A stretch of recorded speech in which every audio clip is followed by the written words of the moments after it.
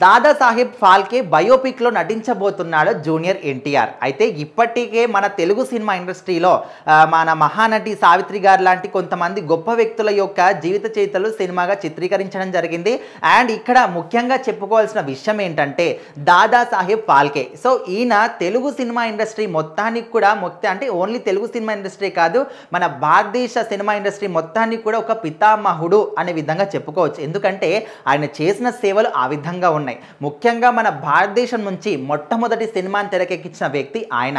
అదేవిధంగా ఆ సినిమా తర్వాత కూడా ఎన్నో సినిమాలు చేసి ఇక్కడ రచయిత దగ్గర నుంచి, డైరెక్షన్ దగ్గర నుంచి, ప్రొడ్యూసింగ్ దగ్గర నుంచి సినిమా ఇండస్ట్రీలో ఎలాంటి పాత్రలు అయితే ఉంటాయో ప్రతి ఒక్క పాత్రని కూడా దాదాసాహెబ్ గారు పోషించడం జరిగింది. సో ఆ తర్వాత తెలుగు సినిమా ఇండస్ట్రీ కావచ్చు, మొత్తం భారతదేశం ఇండస్ట్రీకి ఎన్నో ఎనలేని సేవలు అందించడం జరిగింది. సో ఆయన 1870లో పుట్టారు. అదేవిధంగా 1944లో మాత్రం ఆయన కాలం చేశారు.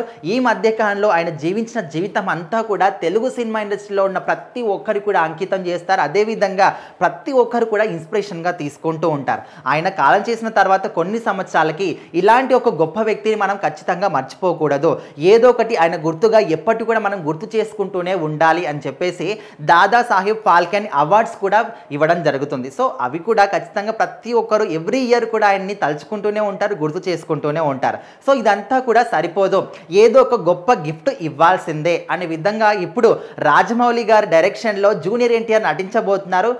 రాజమౌళి డైరెక్షన్లో ఇప్పుడు మాత్రం జూనియర్ ఎన్టీఆర్ ఈయన బయోపిక్ చేయబోతున్నారు. అయితే జూనియర్ ఎన్టీఆర్ మాత్రం ఆ పాత్రకి జీవం పోస్తాడు అనే విషయం అందరికీ తెలిసిందే. ఆయన డైలాగ్ డెలివరీ కావచ్చు, నటించే విధానం కావచ్చు, ఒక పాత్రకి ఆయన నటిస్తున్నాడు అని చెప్పే బదులు ఆ పాత్రకి జీవం పోసాడు అంటే పర్ఫెక్ట్గా సెట్ అవుతుంది. అయితే జూనియర్ ఎన్టీఆర్ మాత్రమే ఇలాంటి ఒక క్యారెక్టర్ని పోషించగలడు, జూనియర్ ఎన్టీఆర్ చేస్తేనే ప్రపంచం అంతా కూడా దీన్ని గుర్తిస్తుంది అని చెప్పేసి జూనియర్ ఎన్టీఆర్ గారిని సెలెక్ట్ చేసుకోవడం జరిగింది.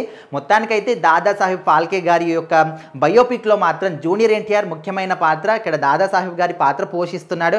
డైరెక్టర్గా ఇక్కడ మనకు రాజమౌళి గారు కనిపించబోతున్నారు. అయితే వీళ్ళిద్దరి కాంబినేషన్లో ఏ సినిమా వచ్చినా కూడా సినిమా ప్రేమికులందరికీ కూడా ఒక రకమైన పిచ్చి. ఎందుకంటే వీళ్ళిద్దరు కాంబినేషన్లో వచ్చిన సినిమాలన్నీ కూడా ఒక నెక్స్ట్ లెవెల్లో, మనము ఈ లెవెల్లో ఎక్స్పెక్టేషన్స్ పెట్టుకుంటే అది అంతకు మించి ఈ లెవెల్లో అనేది ఒక కళ్ళ పండుగ కనిపిస్తూ ఉంటుంది. స్టూడెంట్ నంబర్ 1 దగ్గర నుంచి RRR వరకు, ముఖ్యంగా RRR సినిమా ఆస్కార్ లెవెల్లో కూడా ఆస్కార్ అవార్డు కూడా విన్ అయిందంటే మరి వీళ్ళిద్దరి కాంబినేషన్ అంత బాగా వర్కౌట్ అవుతుంది. చూద్దాం మరి ఈ సినిమాకి సంబంధించి ఏ విధమైనటువంటి అప్డేట్స్ వస్తాయి. తొందరలోనే సినిమా షూటింగ్ కూడా ప్రారంభిస్తామంటున్నారు. మరి ఈ సినిమా ఏ విధంగా ఉండబోతుంది ఏంటి అని చూద్దాం.